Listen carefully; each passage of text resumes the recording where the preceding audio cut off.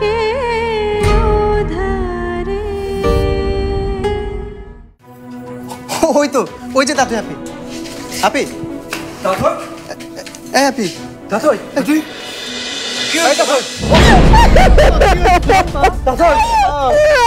কি হয়েছে তোর মা ও মা যাওয়ার আগে আয়নাটা যদি আমি ফেলে দিই তাহলে তোমার কি হবে? মামা মানে মানে হচ্ছে তোমার সকল শক্তির মূল যে এই আয়নাটা, সেটা আমি খুব ভালো করে জানি। এটা যদি আমি ফেলে দিই তাহলে তুমি কি করবে? তাহলে তো সব এক নিমিষে ফুস। দাদুই ওমা ওমা দাদুই হিমেল হিমেল হিমেল হিমেল বিশাল তুই একটু উপরে আয় উপরে আয়।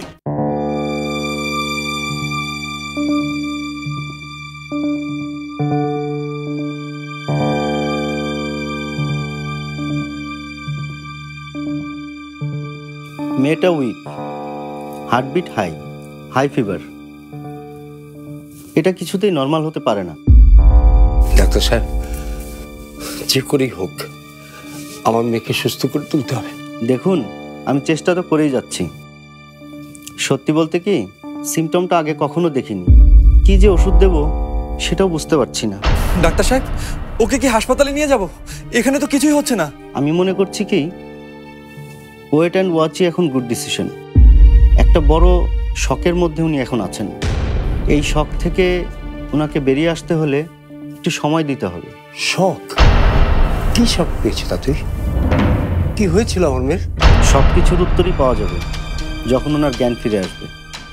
সে পর্যন্ত আমাদের অপেক্ষা করা উচিত।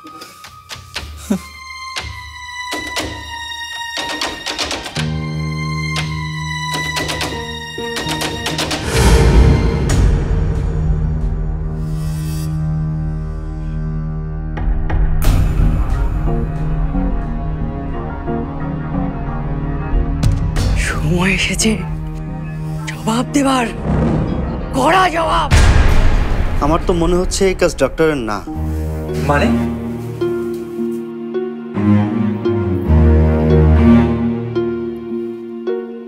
ওনাকে দেখে মনে হচ্ছে কেউ ওনাকে জখম করতে চেয়েছিল, হয়তোবা মেরেও ফেলতে চেয়েছিল। কেন কেন আমার মেয়েকে মেরে ফেলতে যাবে কেন? কেন? আমি জানতাম, আমি আগেই বলেছিলাম এমন একটা কিছু ঘটবে, কিন্তু তোমরা কেউ আমার কথা মানোনি। এখন এখন আমাদের কেউ বাঁচাতে পারবে না, কেউ না।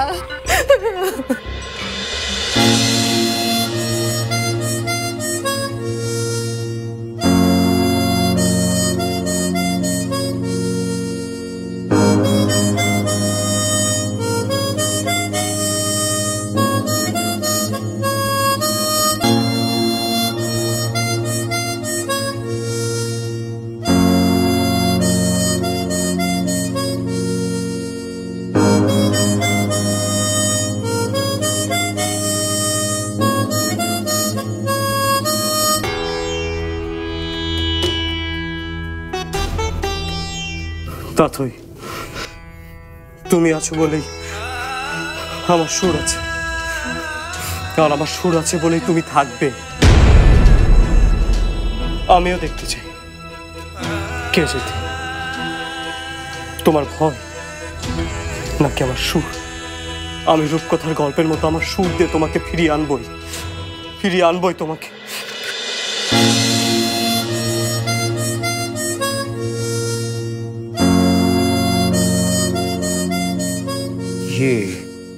আব্বু আব্বু মিরাকল যদি কিছু হয় তো হোক। এই অচেনা সুরে আমার মেয়ে যদি ফিরে আসে তাহলে তাই হোক।